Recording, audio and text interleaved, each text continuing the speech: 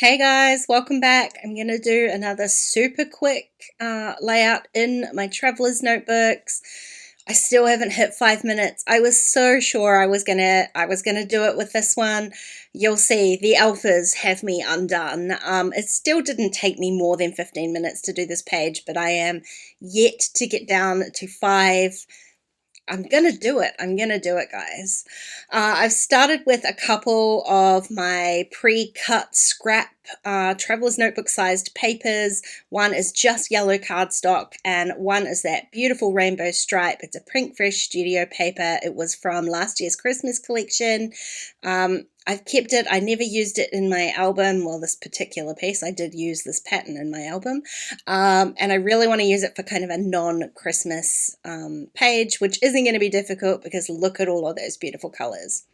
Now, I've also grabbed out some of the Life Right Now collection. What you can see me doing here is trimming down one of the chipboard frames because, like I said previously, if you haven't seen my other videos, I pre-printed all of these photos. They're all the same height. I think they're about 2 by 2.5 inches.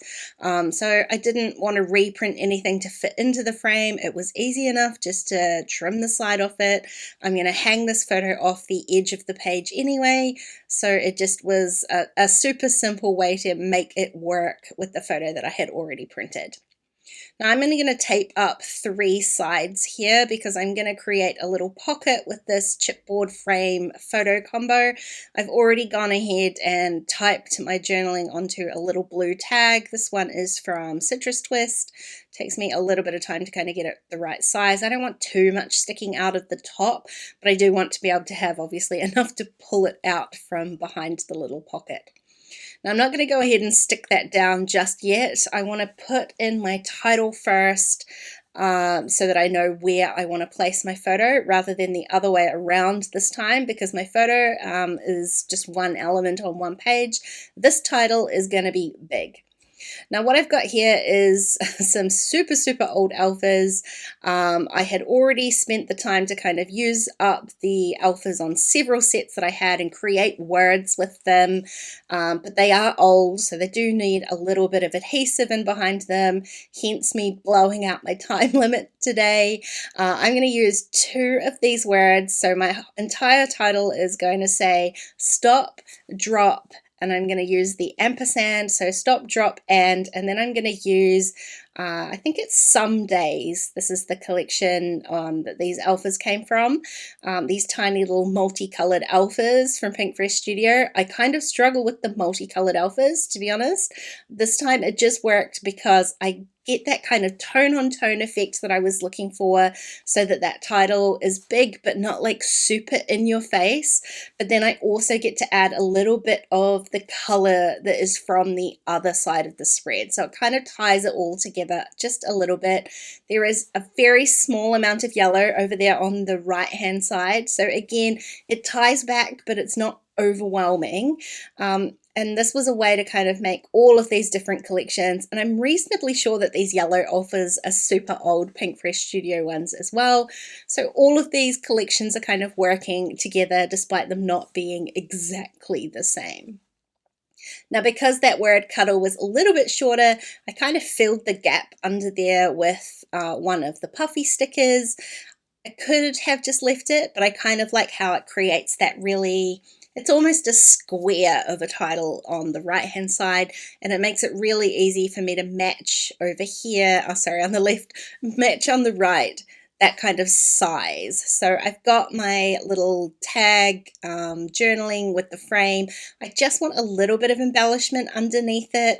I am going to add one of those kind of flags at the top, and I think I'm going to go with the red one. I really want to pull out the kind of red and yellow in this page. I'm going to go with the red one, and I want to add a couple of little embellishments underneath it, but for now I'm just going to go ahead and stick down this tag frame combo.